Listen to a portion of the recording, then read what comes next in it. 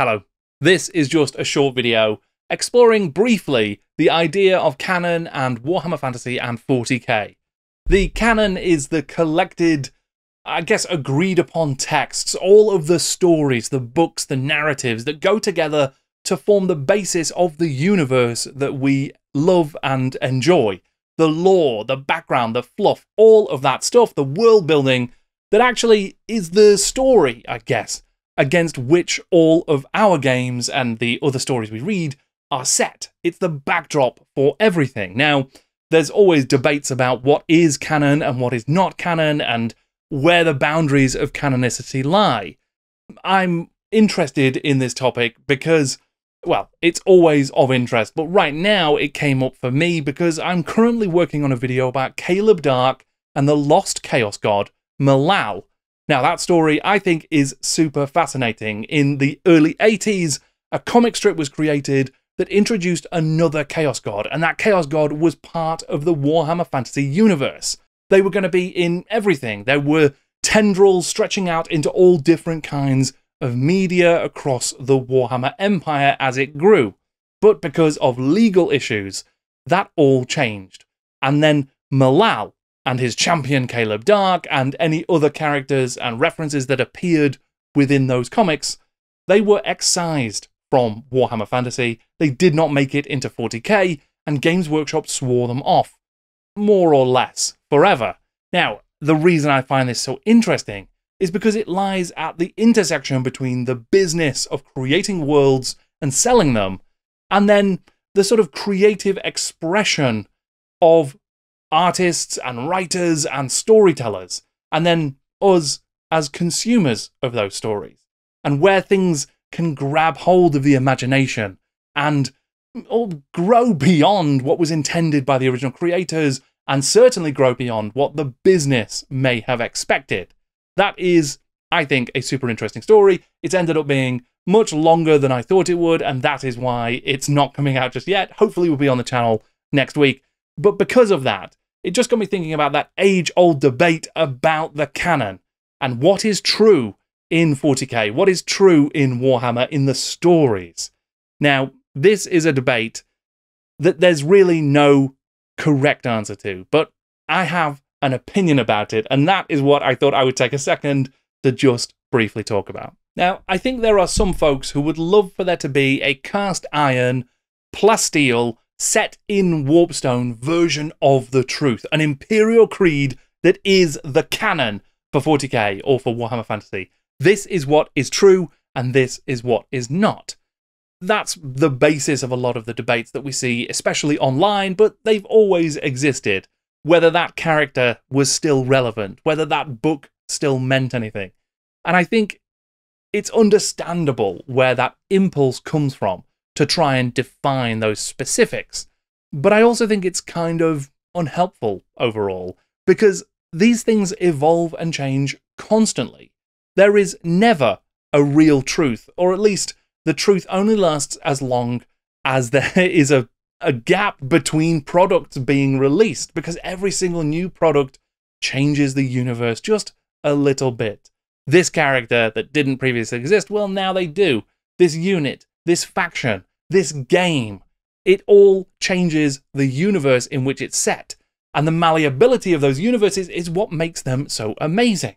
Because these are not just the creations of a single individual. These are the collected works of hundreds of writers, artists, designers, creators, who together are able to find this overlapping shared interpretation of a world and contribute to it and grow it. And we, as fans, all get to enjoy it and jump in and play around in that universe that's been created. But there's no way that many people creating that much content can make sure everything lines up perfectly. It just doesn't happen. There's always little gaps and things that don't quite align, and mistakes or things that are forgotten that cause small continuity errors and gaps in the canon and mistakes and changes. And they're all fine. We can ignore those, and people can rationalize those and say to themselves, well, that's small enough that it doesn't matter, but the rest of the canon is completely true. Well, is it though? Of course, I love the world building of Warhammer Fantasy and 40k and Age of Sigmar as much as the next player, but there is no way for me to have read everything. There's just too many books, too many games, too many stories, too many White Dwarfs for one person to have read or played everything, which means that by necessity, my interpretation, my version of the canon for those works is different to someone who has read different selections of the media. They have a slightly different view of that same universe. We still share those key touch points, key characters, key events, all of that sort of stuff that helps us build a framework to understand the universe in which we're playing, but we might have completely different views on the specifics, and that doesn't really matter most of the time. Sure, it might occasionally cause us a little bit of a problem, but we can talk it out and explore it together. And I might learn something from someone I'm playing against because they've read something else, or they've got a new bit of lore, or they've experienced something else. That doesn't break my canon. It doesn't end my version of the universe. It just updates it and changes it. The way I kind of see it is like when your favorite TV show introduces a new character, someone who is part of the backstory of a protagonist. We've never encountered them before. We've never heard of them before. But then all of a sudden, they're introduced as a big part of this character's backstory. And they might then play a role for the rest of the show. That doesn't worsen the show necessarily. That doesn't break the show or end the immersion. More often than not, done well, that just expands and enriches the stories that the show can tell, because we can delve into new aspects and new areas that we didn't explore previously. And that is what is happening every time a creator introduces new characters and writes a new book set in the 40k universe, or a new miniature comes out for something that didn't previously exist. Well, now we've learned about its existence, and that has informed and enhanced our view of the world, and we change and adapt to accommodate it. That is one of the beautiful things about these shared universes, just how much they can change and how much we can change our interpretations of them as they do so. Would Warhammer Fantasy's world be any better off if there was no Kim Newman's Drakenfels, because it contradicts with certain aspects of the lore? Would the 40k universe benefit from there being no Dan Abnett stories, so there's no contradictions in his storytelling either? I don't think it would. And I think that it's great that these things can exist and different versions of these worlds can exist in harmony. We can all have a slightly different perspective on it. We can all enjoy and engage with the things that we like the most about each universe, and then still have the touch points with which to communicate and understand one another in the wider story. We all know there are Space Marines, but the specifics of what those Space Marines are and how they work and why they do what they do, that can be different for each of us based on the stories we've read and the games we've played. And that, I think, is fantastic. When a god like Malal is removed from the universe, they just don't exist. They're not talked about anymore. When a new faction is introduced, like the Tau, or more recently the League of Votan, they just are there. They've always been there. I think that is exactly what the Warhammer community team was saying when they replied about the female custodies always having been there. They weren't gaslighting, they weren't misleading, they weren't lying. I think that they were literally saying, this is how we tell our stories. This is how we build our universe. A new book comes out, a new faction, a new character. They have always been there in the story because the story changes to accommodate them. The universe is rewritten to accommodate those things that have been added or taken away or amended or changed. The most fascinating thing about this, I think, is that when we build an army, when we set up our miniatures on the battlefield, when we roll dice together, we are literally changing the canon. Our version of it, at least. The battles that we play, the stories that we tell, they are the new canon for us.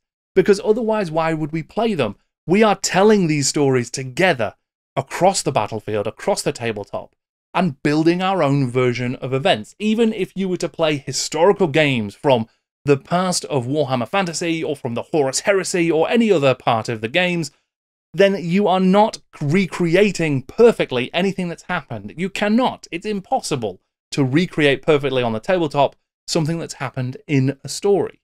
And that is absolutely fine. That's better than fine. That is fantastic. For me, that is one of the aims of this hobby, to tell stories together, whether that is at the role-playing table or at the wargaming table.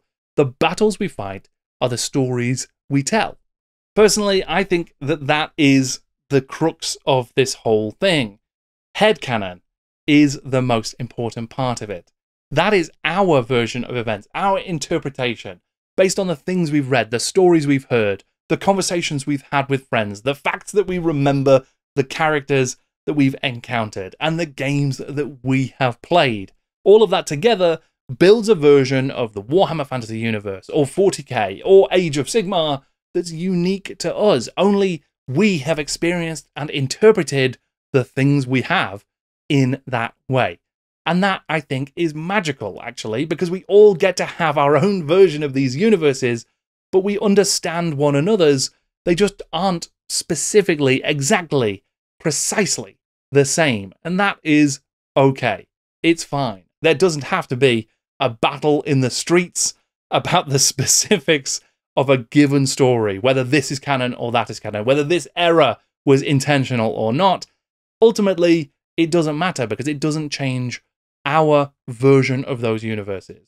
Now, I know it can be fun to have some of those debates. I've been involved in them plenty myself over the years. Part of the work that I do here on the channel is literally finding the threads of the development history and the narrative history through different editions, through different books, and across the entirety of these games. So there is obviously something to the importance, the value of an official story, an official canon. But it's not the be-all and end-all, I don't think. It is a part of what makes these games great, but it's our engagement with those stories and how we take those stories and use them to further our own enjoyment on the tabletop, in books, in stories that we tell. That, I think, is where the magic happens. That's why I don't think that it matters too much what the official canon is, what the true story is, not least because it's going to change tomorrow. It's going to change every time a new product is created. That is the purpose of the canon when it comes to the company that makes it. They are selling products, so they will tell stories through those products and advance stories by those products in order to make them more important to people, to tell the story and keep us engaged and excited. There's not anything necessarily wrong with that, but that is the agenda that's at play there. That's fine. I engage with that plenty, and that's all good. But when it comes to wars about canon and what is official, what matters, I don't think that is it. For me, what is most important about canon is what we make of it. The headcanon that we build, how we cherry pick certain stories, certain characters, certain events, certain editions. There might be different versions of stories that happen. There might be stories that were not published that we've heard about from the creators who didn't get to finish them. And they might contribute to our version of the worlds that we enjoy playing. Maybe it's the comic book collector in me, or the games master, or something else. But cherry picking the bits that I like the most and creating a version of the universe that I can enjoy without all of the stuff that I don't enjoy. That, I think it's healthy, and I think it's worthwhile, and I think it avoids a lot of potential toxicity that can exist online. I think if we were to all accept that headcanon is really the only important canon, then we can go away and just enjoy the games that we're playing together. For me, the canon is a sandbox. It's where we build the castles that we want to visit, and we can knock them down and build them again and again and again, and they will always be enjoyable because the structure and the tools with which to build these different fun stories all exist in the universe that's been created. But it's up to us to really mine it and really build from it the things that we enjoy the most, what makes it good for us. That's what I think is most important. And yet, if you enjoy sifting through all of the details and finding the intertextuality and the references and the threads, as I do a lot of the time, that's great. But that doesn't have to turn into a battle about what is canon and what is not. So, do I think that the official canon is important in Warhammer? No, I do not. Do I think that the personal headcanon, the one that we build ourselves, that we build with our friends and the people that we play with, is important? Yes, I do think that is important, for sure. That is the only one that we can control. the only one that we can truly engage with and influence and change. And that is why I think it is what is important to having a healthy relationship with the hobby and the stories and the worlds and sharing those together. Our versions may be different, but we can share them and talk about them and get joy from those differences. That doesn't need to be a point of contention. It can be a point of excitement and interest. I don't know if anybody needed to hear anything from me about canon, whether any of this ramble made any sense whatsoever. But there you go. That's just my 2 cents on an infinitely generating hot topic that will just, I'm sure there's more debates about this than anything else in the Warhammer sphere. This is just where I'm at in these divisive times. It doesn't have to be a divisive topic, I don't think. I think we can all enjoy this kind of stuff together and find the stories that we enjoy the most and make those the center point of our enjoyment of this universe that we all get love from and joy from. If you enjoyed and agree with my perspective, feel free to leave a comment. I would love to hear from you. And if you didn't agree with me, that's absolutely fine. I would love to read your comments as well. Let's all remain civil. These kind of topics, for some reason, do get quite emotional. And I guess because we're all so invested in this stuff. But ultimately, I don't think it needs to become anything other than a healthy, enjoyable discussion. And there can be disagreement there, but that doesn't have to be anything more than respectful disagreement. So, thank you very much for watching. I'm Jordan, and this is Jordan Sorcery.